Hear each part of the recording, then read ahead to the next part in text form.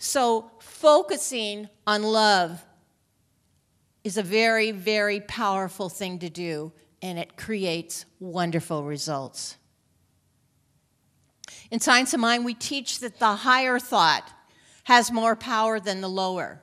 Love is the highest thought.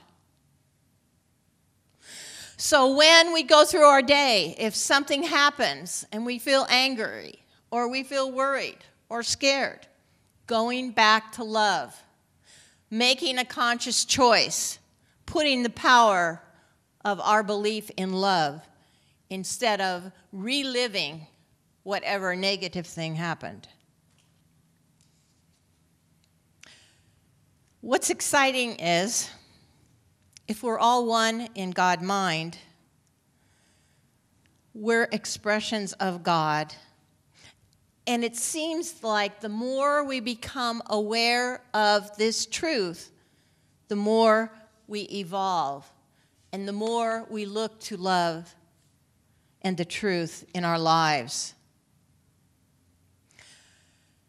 Now, of course, we can't understand what God is all the way, right? Because God's infinite, and we have minds that aren't quite that stretching that far.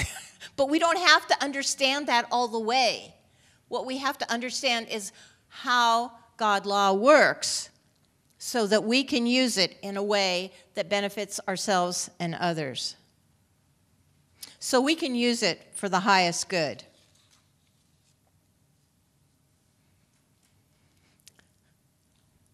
Remembering that wisdom that's there, that power of love, helps us remember that there is no big or small when being treated by a practitioner, when we treat ourselves to know a higher good.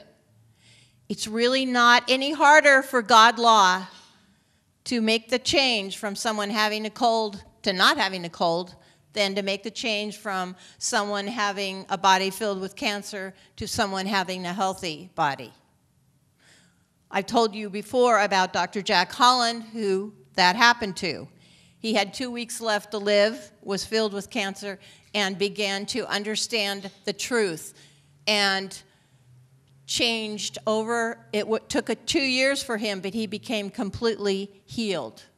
Impossible, right? But it really is possible, because everything's possible when you believe.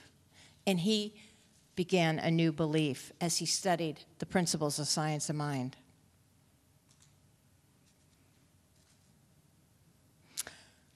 The Science of Mind textbook says, if certain specific ways of thought and belief have produced limitation, other beliefs will change them. How much can we demonstrate? As much as we can believe. God is without bounds. So we need to become conscious of the good that's available to us and open and be receptive to it. That's why we use treatment. Dr. Holmes says when he describes treatment, it's a statement in the law, embodying the concrete idea of our desires and accompanied by an unqualified faith that the law works for us as we work with it.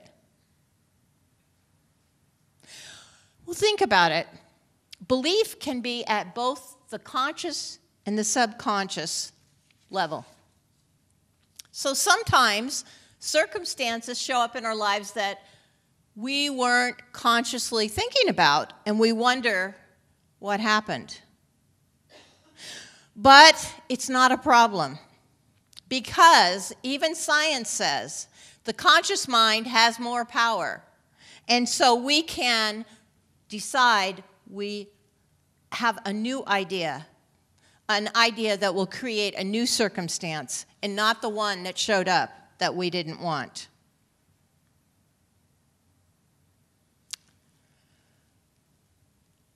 Each of us is now demonstrating his concept of life.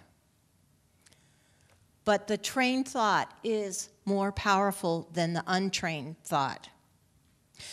So that's, again, that practice.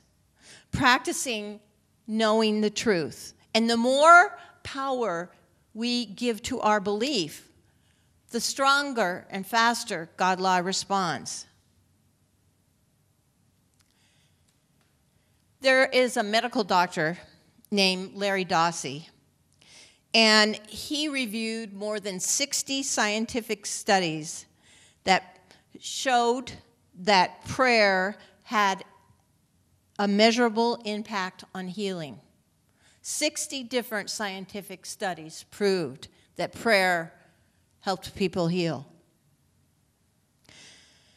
And as he explained and studied the studies, he found that it was important that with the prayer, it wasn't said rotely, just words, but that love and compassion and emotion was attached to it, for that's what creates the reaction in God law.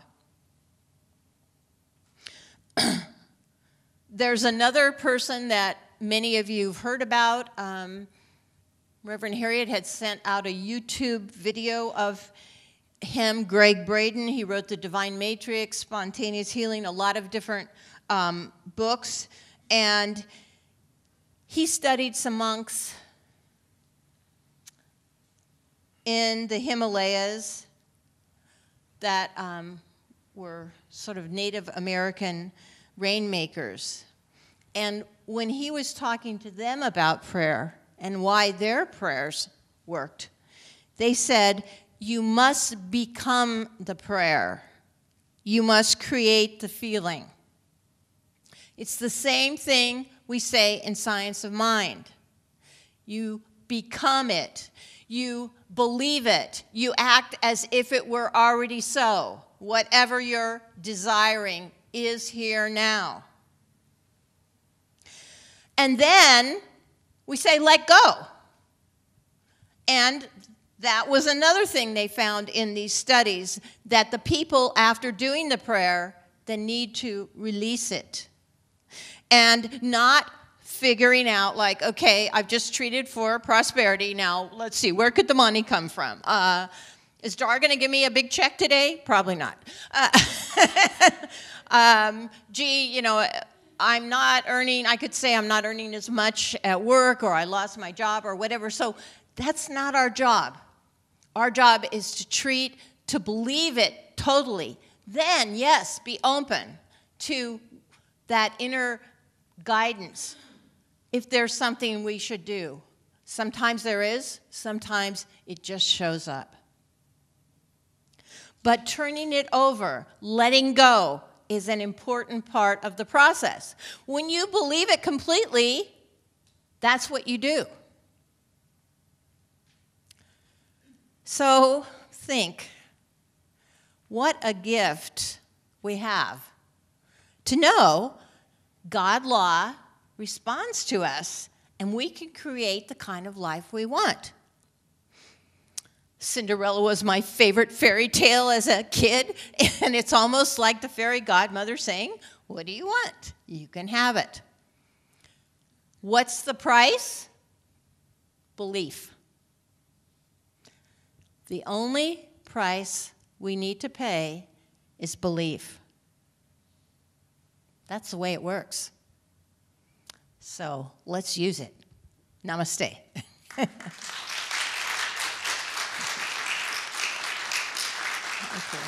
Thank you.